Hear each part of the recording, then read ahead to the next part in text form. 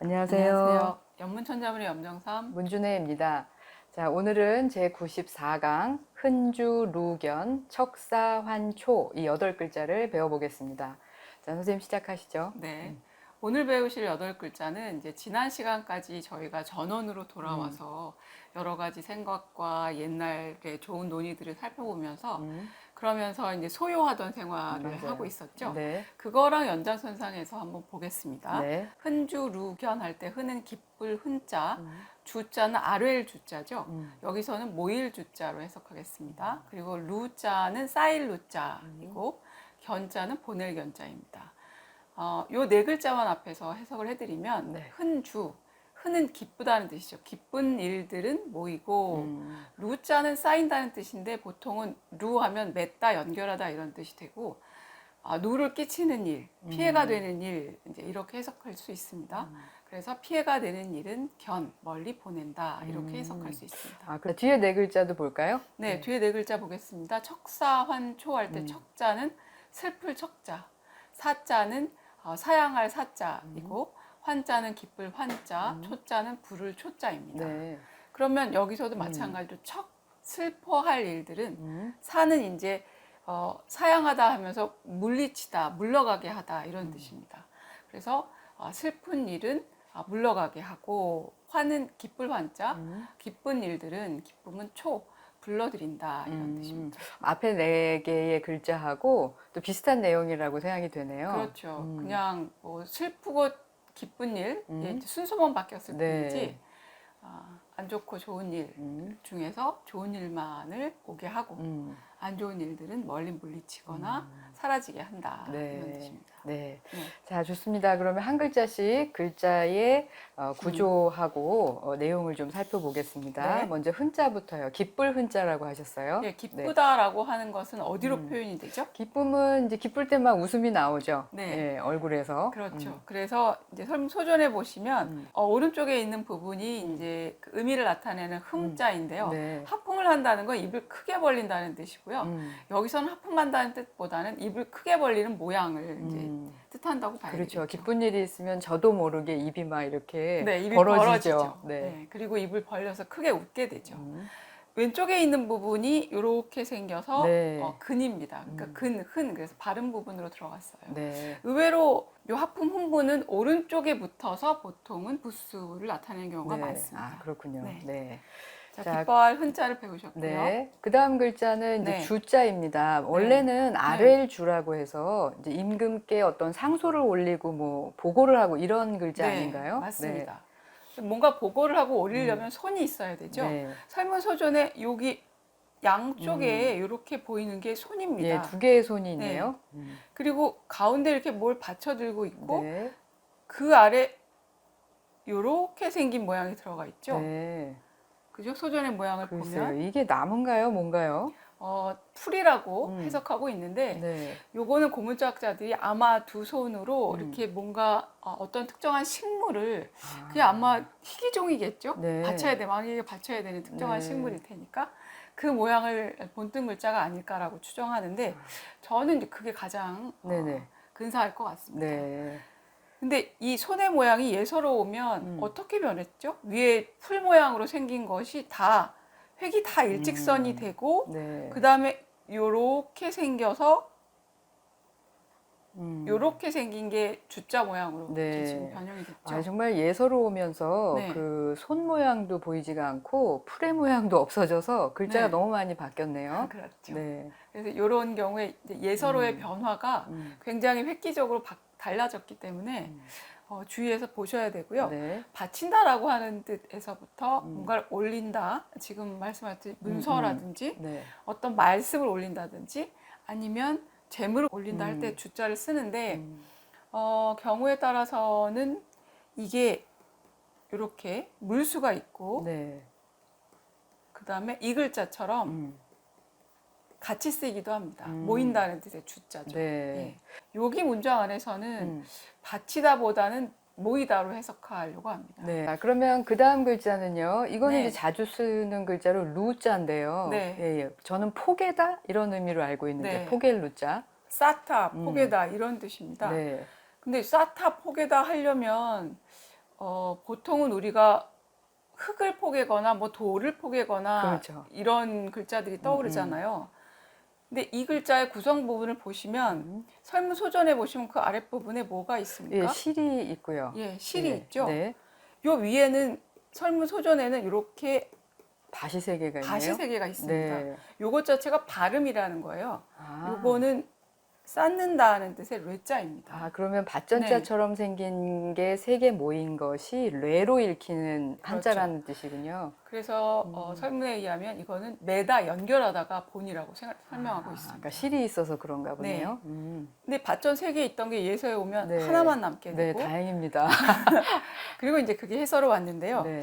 제가 자형 하나를 더 보여드릴게요. 만약에 소전의 자형을 그대로 따른다면 이렇게 써야 맞겠죠. 그렇겠죠. 네. 네.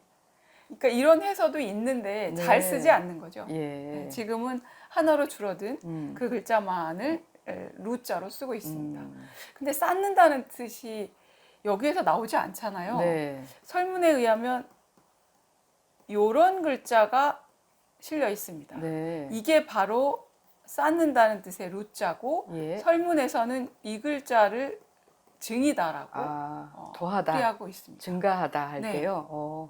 그러니까 요 루자가 음. 지금 밭전자 세 개 있는 루자 안에 의미가 같이 합쳐 들어간 거죠. 네. 간혹 그런 경우가 있더라고요. 두 개 서로 다른 네. 글자인데 네. 자형이 유사해서 이렇게 합쳐지는 경우가 있었잖아요. 네. 예, 이것도 그런 경우라고 보여지는군요. 네, 그래서 두 글자의 자형과 의미가 서로 혼재해서 왔다 갔다 합니다. 아, 그렇군요. 예. 그러면 이 글자는 현재 사용을 하고 있는 글자인가요? 이 글자는 거의 보이지 않으실 거예요. 대체로 쌓는다는 뜻 때는 이 글자로 많이 씁니다. 네, 그렇군요. 근데 간혹 이 글자가 등장하는 경우도 있으니까 네. 고서 같은 경우에서는 네.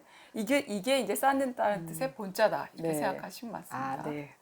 그리고 루자에는 지금 여러분 쌓다, 매다라고 하는 뜻만으로는 지금 이 문장 안에서 누가 되다, 피해를 끼치다 이런 뜻으로는 잘 해석이 안 되죠.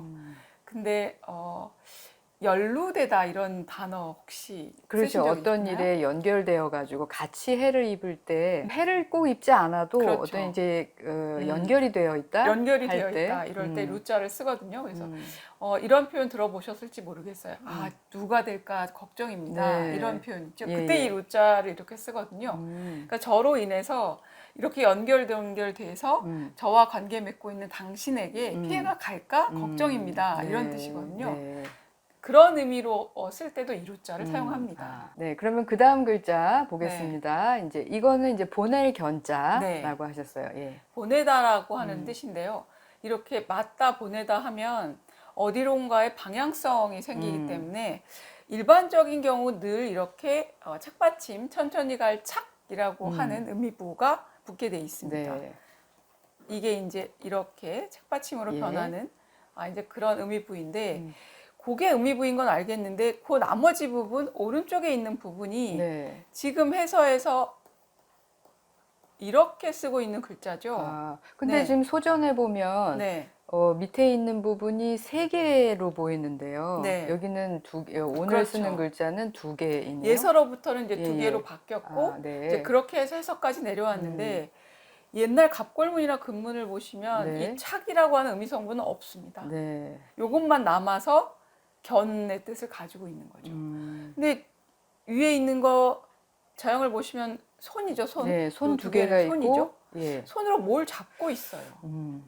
그러니까 손으로 뭘 잡고서 꺼내서 받치는 건지 그거는 모르겠습니다. 네. 이 자형에 대해서는 설명하기 어렵다라고 하는 그런 이제 의견이 많습니다. 네. 만약에 설문 네. 소전을 놓고 본다면 이건 언덕부자하고 좀 비슷하게 보이기도 하는데요. 그렇죠. 예, 예. 그런데 이 글자만으로 따로 그렇게 확실히 설명하지 않았고 여기가 이제 발음 성분이다라고만 이제 맺고 있는데요. 네. 그렇다면 이제 요게 견 발음되는 그렇죠. 작은 흙덩어리라고 하는 뜻이라는데 그것도 왜 나왔는지는 모르겠습니다. 네. 그것만 이제 발음 성분인 걸 알 수 있습니다.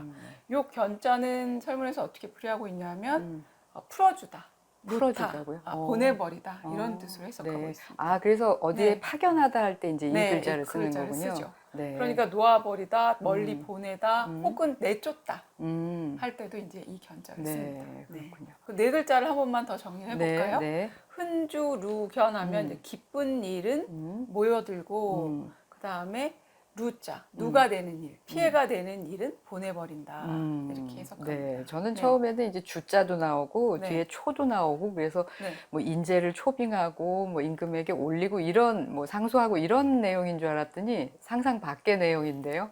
저도 처음에는 이제 네. 혹시 임금과 신하 간의 관계를 이야기한 문장이 아닐까 하고 열심히 고민을 했는데 앞뒤 문맥에서 전원에서 소요하는 생활을 이제 열심히 이야기한 맞아요. 문장들이 예. 나오니까 이거는 그저 그냥 그렇게 살 때는 편안하게 좋은 일을 생각하고 나쁜 일은 멀리 보내버리고 네. 슬픈 일은 멀리 또 사라지게 하고 내가 즐겁고 기쁜 일들만 불러오면 어떻겠느냐 이런 뜻으로 해석하려고 합니다. 네. 네, 좋습니다. 네. 그러면 그 다음 네 글자 보겠습니다. 먼저 척자인데요. 네, 척자는 이제 슬프다는 뜻의 척자인데 감정을 나타내는 글자이다 보니까 당연히 마음심부가 이제 옆에 네. 옵니다. 요게 그 좌우 편방으로 이제 마음심이 표현될 때는 잘 아시다시피 이렇게 표현이 되죠. 예. 그죠? 네. 그리고 요 옆에 있는 부분이 이제 발음으로 들어간 친척할 때 척자 네. 발음으로 들어간 부분입니다. 이건 이제 슬프다라고 하는 뜻이고요. 지금 해서에선 두 가지 자형이 있습니다. 좌우 편방으로 이제 글자를 보여줄 수도 있고 상하 편방으로 보여줄 수 있어서 마음심변이 이제 누가 아래로 내려간 글자도 있습니다. 네. 똑같은 글자입니다. 네. 네. 근데 제가 네. 생각할 때는 이제 균형이 잡혀 있다고 해야 될까요? 네. 그런 거는 아무래도 이제 마음심이 왼편에 붙어 있는 게 조금 더 균형이 네. 잡힌 것처럼 보이는데요. 저는 네. 거꾸로 생각했는데 아. 마음이 아래로 내려가는 게 왜냐하면 슬프면 마음이 네. 가라앉잖아요. 네. 그래서 자형도 그렇고 오히려 슬플 척자는 여기 좌우 편방보다 상하 편방이 낫지 않을까 이렇게 생각을 네. 했는데 네. 문유래 선생님 말씀처럼 네. 더 잘 쓰이는 글자는 요 자형이 더 잘 쓰입니다. 좌우 편방에 네. 척자가. 네. 네. 그래도 뭐 선생님께서는 서예도 잘 하시고 하니까 제가 진 걸로 하겠습니다. 감사합니다.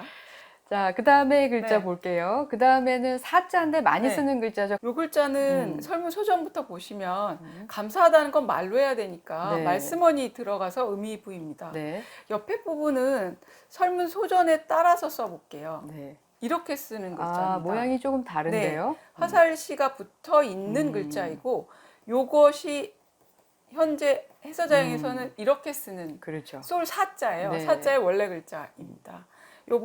화살시 있는 부분이 마디촌처럼 변해서인데 이게 예서나 해서에서는 그대로 그냥 솔사의 네. 마디촌 그 자형이 그대로 붙어서 사자가 되었죠. 네. 이 사자는 이렇게 자형이 변했으니까 그걸 기억해 주시면 좋고요. 오늘 배우신 요 천자문의 구절 안에 사자는 설문의 설명에 의하면 이제 사양하고 그 자리에서 물러나다 떠나다 이런 뜻입니다. 네. 거기서부터 의미가 조금씩 변해가면서 우리가 현재 쓰고 있는 단어 가운데 사과하다, 뭐 잘못을 인정하고 그 사람에게 미안하다는 표현을 하다는 게 사과죠. 네. 사과하다 혹은 자기 죄를 인정하다. 그래서 잘못했음을 고백하다, 사죄하다 이럴 때 씁니다. 네. 근데 그럼, 혹시 이 사자 지금 현재 쓰이고 있는 가장 많이 쓰이는 뜻 기억나는 거 없어요? 감사하다 할 때 이거 쓰잖아요. 그렇죠. 네. 굉장히 또 다른 쪽에서 또 네. 의미를 담고 있죠. 그러네요. 얼핏 네. 보면은 조금 반대되는 것 같기도 하고요. 그렇죠. 네. 이 사자에 담겨 있는 의미가 많으므로 여러분이 주의를 하셔야 될 것 같고요.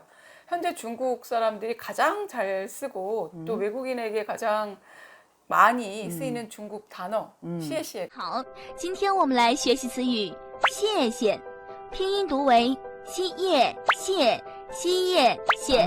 바로 이 사자를 쓰고 있습니다. 네, 이걸 네. 두 개를 써서 네. 시시하면 네. 고맙습니다. 이런 고맙습니다. 뜻이네요. 이런 네. 뜻이죠.